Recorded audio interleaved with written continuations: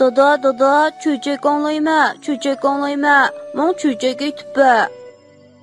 Boludu balam, boludu. Mən sanaçu hazırlam Dilalə çöçeklerini koyup beray ya.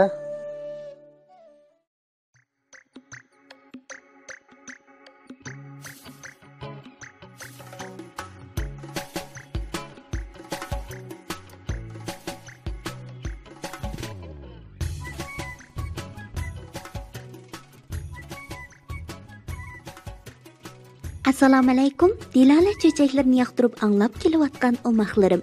Kechlikinglar xayrli bo'lsin. Bugun men sizlarga Shahzoda va uchar gilam degan cho'chakni aytib beray. Cho'chak, Shahzoda va uchar gilam. Qadimgi Hindistonda bir sulton o'tgan ekan. Uning ismi Mirzo bo'lib, to'limi qamlashgan 3 shahzodasi bor ekan. Ularning birining ismi Xo'shin, birining Ali, yana birining Emot ekan. Nuha ismli yana bir jiyan qizi bor ekan. Nuha malika yirik yaqinlardan ketgan Sayib Jamol ekan. Sulton uni boshda qo'shni mamlakatning podshohiga yotliq qilmoqchi bo'ldi. Biroq malika bo'yiga yetib, borgan sir chiroylilashib ketgandan keyin uchli navra aksining uninga ko'zi tushibdi. Bu ishqa sultonning to'limi beshi qaytibdi. Uning hech qanday shahzodani noumid qo'yg'usi kelmabdi.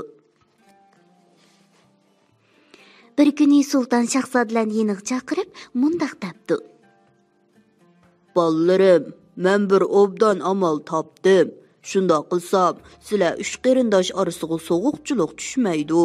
Ham sizlarning biringlar malikaga o'ylanaysizlar. Demakchimanki, 3 yilinglar yiroq safarga chiqib, eng qoltis bir narsa izdanglar. 1 yildan keyin qaytib kelinglar. Kimning tepib kelgan narsasi eng qoltis bo'lsa, shu malikaga o'ylansin." Shahzoda zo'digar qiyofatida yasinib, hamrohlarini elib yo'lga chiqibdi. Başdan üçü bir yolda mengibdi. Üç acı yolga kelganda bo'linib mangmoqchi bo'lishibdi. Shahzodalar 1 yildan keyin mush yerdagi bir dangda jam bo'lib, uyga tan qaytishga kelishibdi. Xo'shin shahzoda bir savdo karvoniga qo'shilib 3 oy mangandan keyin Busbaq podshohligining poytaxtiga yetib keldi. Bu shaharda to'liq katta bir rasta bor ekan. Rastadagi qator ketgan do'konlarda tovar turdun, kanapraq, aynak, farfor qochqichilar, qadimki narsalar, shundaqla xilma-xil boshqa tovarlar bo'lib, nima deysa, shu tepilar ekan. Shahzoda Xo'shin o'ziga yorug'idek biror esil narsa uchirtib qelish maqsadida kunda rastani aylanib yuribdi. Bir kuni u bir yaymichining kichikroq bir gilamni ko'tarib olib, "Ha" deb, "Gilam sotaman, gilam, 40 ming tilla" deb voqirab yurganligini ko'rib qopdi. "Gilam deganmi, unda qimmat bo'lamdi" deb o'ylabdi shahzoda va uning oldiga berib, "Shunda qimmatga qaraganda gilamingizning biror xosiyati bormi nima, ha?" deb so'rabdi. Yaymichi xaridor chiqqanligini ko'rib, Xo'shinning peshidan chetga tortib, "Bu haqiqatan bir xosiyatli gilam. Uning ustiga o'ltirib, nega opar deysiz, u sizni degan yeringizga opirib qo'ydi" deb pichirlabdi. Shahzoda, "Uning degani rost bo'lsa, men haqiqatan ajoyib qoltis narsa topgan bo'lmamdim" deb o'ylabdi-da, yaymichiga, "Bu gilam rostila siz deganda xosiyatlikmi? Qandoq dalillab berasiz?" debdi. Yaymichi buni uning ko'z oldida isbotlab bermoqchi bo'lib, gilamni yerga yeyibdi. Xo'shinni o'zi bilan birga ustiga o'ltirg'izibdi. Anda shahzodaga, "Nega borasiz?" deb so'rabdi. Shahzoda yiliqi dangi berishni amni ko'ngliga pikib turishiga, u gilam xuddi qanoti bordek osmonga ko'tarilib, ularni birdamda u dangning oldiga uchirib ketdi. Shahzoda ikkilanib turmayla 40 ming tillani sanab berib, u xosiyatli gilamni setib oldi. Bunda xosiyatli gilamga erishgan Xo'shin shahzodaning hozirning o'zida o'z o'tida kuyib, suyida eqiyotgan malikining yeniga uchib borg'usi kelib ketibdi.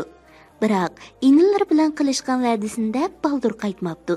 Shuning bilan bekorchilikda bu mamlakatda bormagan yeri qolmay, muhlat to'shqicha o'ynab yuribdi. Möhlet to'shqan kuni gilamni elib yerga yeyibdi, o'zi ustiga o'ltirib, ko'zni yumib ochqicha inlari bilan ko'rishmoqchi bo'lishqandanga yetib keldi. Shahzoda Alichu. 3 qarindosh ayrilgandan keyin Shahzoda Ali tinim topmay 4 oy safar qilib Presiyaga keldi. Har kuni shahardagi savdogarlar bilan orlashib yurib, biror xosiyatli narsa tepishning qo'yida yuribdi. Bir kuni uningga pil tishi naychisi ko'tarib olgan biraylan uchrab qopdi. U "Bu naychini 40 ming tillaga sotaman" debdi. Shahzoda uningga "Sorong bo'lib qoldingizmi? Pil tishidan yasagan kichikina bir naychinimi 40 ming tilla degan bormi?" debdi. U odam Shahzodaning bu gapiga ochiqlamoq tugul mundaq debdi. "Begim, bu naychiga toza sapsilib qarab yiqing-a. Uning ikki tarafiga aynak o'rnatilgan. Uningdan qayerni ko'raman deysiz, shu yerni ko'ra olaysiz."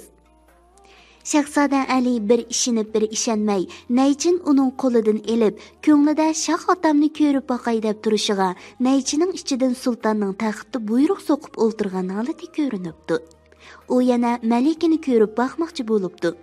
Shu zaman malikining bir necha dedeklar bilan kulishib o'ltirganligi ko'z oldida namoyon bo'libdi. Shahzoda buning xosiyatidan turib bayron qilsa, turib xushal bo'libdi. Bütün dunyoni aylanibmi, bunda xosiyatli narsa topqili bo'lmas, deb o'ylabdi. Shuning bilan u pil tishi naychisini setib oldi. Ularning kenja inisi-chu. Imod akalaridan ayrilgandan keyin ming bir jafo mushaqqat chekib Samarqandga yetib keldi. U nurg'un vaqt qidirib yuribmi, ko'ngliga yarg'idek bir narsa uchirtolmabdi. Bir kuni u ko'chada lag'aylab ketib olsa, bir tal olma setib turgan odamga uchrab qopdi. U odam Kimdi-kim 40 ming tilla chiqarsa, men bu olmani shuningga sotaman, debdi. Bir tal olmaning nima xosiyati bor? Shunchalar qimmat sotqudak, debdi Shahzoda. Bu degan dunyo bo'yicha eng xosiyatli olma. Har qanday kasalga mubtalo bo'lgan odam bu olmani purapli qo'ysa, salla mazasi haqib ketadi, debdi hiliq odam. Shahzoda ko'nglida o'lgan odamni tirildiradigan bundoq olmada xosiyatli narsa bo'lamdi, deb o'ylabdi-da, qilchi ishkilanmayla uni setib olibdi. Kichik Shahzoda akillar bilan ko'rishishga kelishgan möhlatning to'shib qolganligini pamlab, yuk taxlarini yig'ishtirib yo'lga chiqibdi. Yana mushaqqatli safarni tamomlab, oxir vaqt qaralida heliqi mehmonxonaga yetib keldi. Akillari u yerda uni kutib turgan ekan. Akuf kuchaylangan bo'lib, hammasi o'zlarining xosiyatli narsasini ko'z-ko'z qilishga aldirabdi. "Qaranglar", debdi Xo'shin uchar gilamni ko'rsatib inilariga. "Sizlar buni odatga gilam deb qolmanglar. Uning ustiga chiqib o'ltirib, nega boraman desa, odamni shu yerga olib qo'yadi." Shahzoda Ali: "Bu haqiqatan xosiyatli gilam ekan. Biroq men bir qimmatli narsa setib oldim. Qaranglar, mana bu pil tish naychisi. Uning ichidan qayerni ko'rmoqchi bo'lsa, shu yerni ko'rgili bo'ladi", debdi. Shahzoda Xo'shin uni qo'liga ilib malikining nima qilayotganligini ko'rib boqmoqchi bo'libdi. To'satdan uning chiroyi tomdek totirib ketibdi. Uni ichiga tushib ketib, "Oh, Tangrim, tugashdiq. Hech qaysimiz suyimlik singlimizga erisholmaydigan bo'ldik. U hozir og'riqdan o'lay deb qopti", debdi. Ali bilan Imort uning qo'lidan naychini ilib, shundoq qarab ekan, Malika bir tiniqda yotqudak. Imort: "Biz uning yiniga hozirla bora olgan bo'lsak, men uni qutqiza olaydim", debdi va o'z setib olgan olmani akillarga ko'rsatib, uning xosiyatini so'zlabdi. Buning nimasi tas? Xo'shin bilan inlari uchar gilamga o'ltirib, ko'zni yumib ochqicha Malikaning hujrasining oldiga yetib keldi. Dedeklar uch shahzodaning osmondan tushayotganligini ko'rib, eg'izlarini echib qarab qopdi. Imor shahzoda bir daqiqani qo'ldan bermay, xosiyatlik olmani chiqarib Malikaning yuziga yiqibdi. Malika go'yo shirin tushdan uyg'ongandek, shu zamon shahlo ko'zlarini loppada echibdi. Malika uzunga qalmay sallamasa saqayib ketibdi. Shahzodalar to'liq xushal bo'lishibdi. Ular Malika bilan xo'shlashib, shah otasi bilan ko'rishgili mengishibdi. Podshoh ular bilan quchoqlashib ko'rishibdi, xushal xo'ramlik bilan ularning elib kelgan narsalarini ko'ribdi. Biroq ular qaysining akelgan narsaning qaltisligini baholatmoqchi bo'lganda, podshoh yana tanqislikda qoldi. U: "Ballarim, bu üç xil narsaning qaysining eng qaltis ekanligiga men qandoq bir nima deya alayman? Navada Alining neyce aynigi bo'lmagan bo'lsa, navir singlinglarning og'rib qolganligini qandoq biladinglar? Uchar gilan bo'lmagan bo'lsa, sizlar o'z vaqtida yetib kela olmaydinglar. Xosiyatlik olma bo'lmagan bo'lsa, Malikani qutqizib qolg'ili bo'lmaydi." Debdi. Podshoh o'ylanib turib qilib yana: "Meni boshqacha bir amalim bor. Sizlar o'qiya etishdi baslashinglar, qaysinglar uzun atalasanglar, Malikani shuningga yodlik qilay." Debdi. Atsi 3 shahzoda belgilangan joyga kelibdi. Musobaqa boshlanibdi. Cho'ng shahzoda birinchi bo'lib etibdi. O'qiya shundoq uzunga etilibdi. Biroq shahzoda Alining o'qiyasi uningdan uzunga etilibdi. Navbat kichik shahzoda Imortga kelibdi. U aklar atgan nishonga qartib yana tartibdi. Biroq u atgan o'qiyaning o'qini hech kim hech yerdan topolmabdi. Shuning bilan podshohning iloj: "Hamda izlamanglar. Noha Malikini Shahzoda Ali olsun" deb chakarlabdi. Shahzoda Xo'shin qattiq qayg'uribdi, umidsizlanibdi, enisining to'yig'imi qatnashmabdi. Beshini elib uydan chiqib ketib, yiroq-yiroqlarga qanqib ketibdi. Imor shahzoda heliq o'qiyaning ishida dargumon bo'lib, uda necha kun uni izlabdi. U o'qiya etilgan yerdan tartib tuz siziq bo'yicha oldiga mengib, tog' davollardan eshibdi. Mang 8-9 kilometrdek mangandan keyin oqibat bir yo'g'on toshning ustidan heliqi g'oyib bo'lgan ya o'qini tepibdi. Shahzoda o'qiyani qo'liga elibla to'satdan oldida ajoyib bir hashamatli saroy turganligini ko'rib qopdi.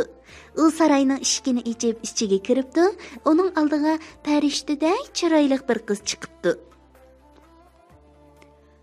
"Xush kelibsiz, Imor shahzoda", debdi u qiz.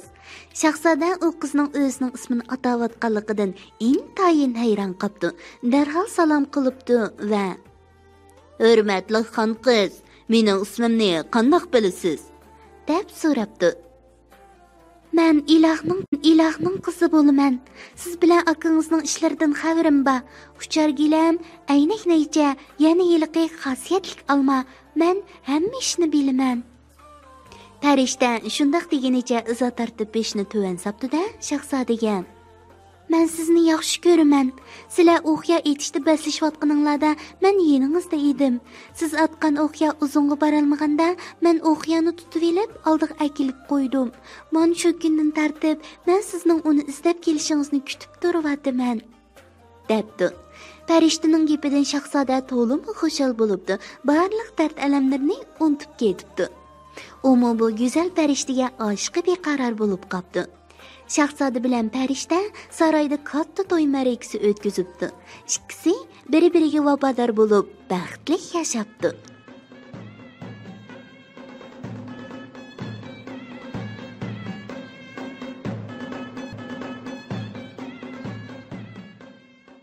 O'maqlarim, uchar gilam, aynaknaychan, xosiyatlik olma baq qaltisgana. Bu 3 narsaning xosiyati orqali Malika qayta hayotlikka erishdi. Bizningmi shunday xosiyatli narsalarimiz bo'lgan bo'lsa, naqadar yaxshi bo'ladi. Lekin biz cho'chakdan bu 3 narsadan esil narsalarga erishdik. U bo'lsa-mu podshohning haqqoniyligi, aql farosatligi va 3 shahzodaning boturligi. Bu esil axloqiy fazilatlar uchar gilam, aynaknaycha va xosiyatlik olmadimi baxsizlatgan? Shuning uchun biz bularning esil fazilatlarini o'zimizga ulgu qilaylikmi? Kech bo'lib ketibdi o'maqlarim. Endi baldur uxlanglar. Atmu shu vaqtda Dilala Undidar salonida ko'rishaylik. Tatli tushlar sizlarga hamroh bo'lsin.